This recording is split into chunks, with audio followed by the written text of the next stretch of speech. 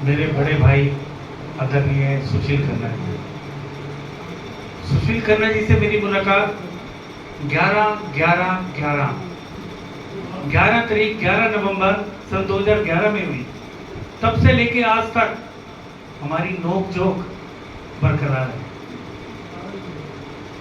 उसके बाद हमने, जैसे खन्ना साहब ने बताया, भीम ब्रिगेड का गठन किया। भीम ब्रिगेड का मतलब न्याय व अधिकार की जंग, आओ मिलकर लड़े आप और हम। सिर्फ एक प्रोफेसर भीम सिंह जी थे जिनकी Jammu Kashmir national panthers party थी, जिसका जन्म 23 मार्च 1982 को शहीद आजम भगत सिंह, राजगुरु सुखदेव जी के शहीदी दिवस पर हुआ। उनका मतलब था हक और इंसाफ की जंग, आओ मिलकर लड़े आप और हम। वो कहते थे समता, समानता, एकता, शांति, उन्नति।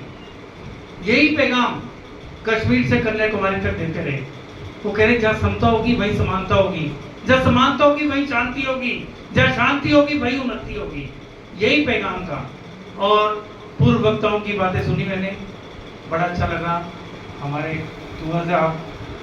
भगत जी हमारे बीच में बैठी है, हमारी झांसी की रानी, कई झांसी की रानियां बैठी हैं, शकुंतला जी हैं, सुनीता चौधरी जी हैं, जिन्होंने एक पैगाम दिया कि पुष्पेंद्र जी ने भी कार्यक्रम में आना था बागपत से, मगर वो किसी वजह से नहीं आ पाए। सभी ने कहा कि हम बरसों से लड़ाई लड़ते आए। शकुंतला जी ने भी कहा कि ऐसे ही तालियां बजती रहेंगी, हम बातें करके जाते रहेंगे। बिल्कुल ठीक बात है। आज हम यहाँ पर बैठे हैं ना, ये पहले भी सबने कहा कि यहाँ कोई एक एक शख्स नहीं है, इनके पीछे बहुत बड़ी सोच है। हमारे साथी ने कहा कविता के रूप में, न्यायपालिका की पुन होनी।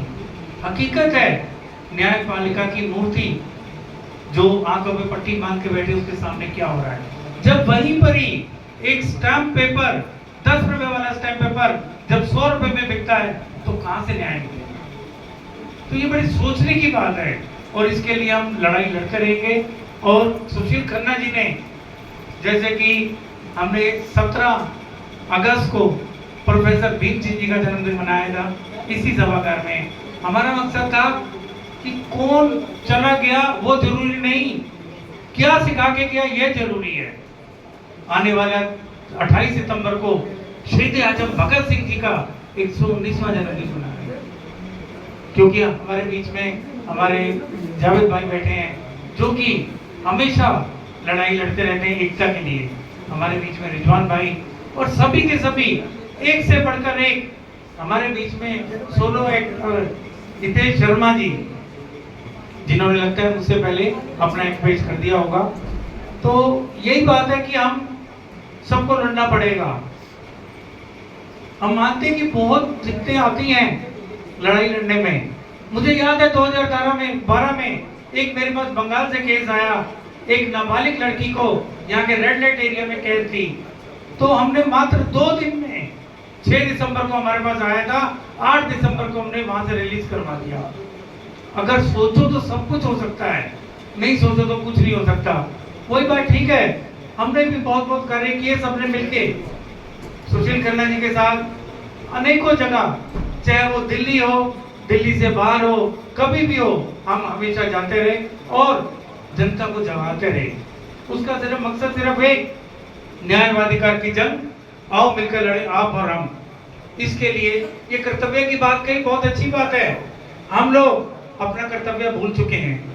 मैं भी कुछ ही दिनों में एक गवर्नर साहब को एक लेटर देने वाला हूं। हमारी सोच है कि सभी सरकारी विभाग अलग अलग हैं। मैं सभी से 2 मिनट का समय लूंगा। मुराना साहब, रिजवान जी, सभी सरकारी विभाग अलग अलग हैं।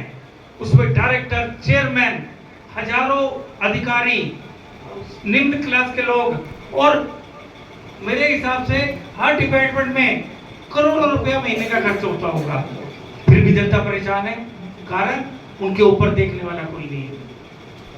मैं भगत जी का शुक्रगुजार हूँ जो कार्यक्रम में आए, मगर भगत जी माफी चाहता हूँ अगर बुरा लगे।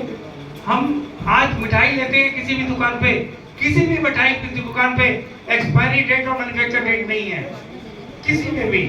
ये भी मैं देने वाला हूँ भी। इसके लिए हम सब मिलकर इसके लिए आवाज बुलंद करेंगे।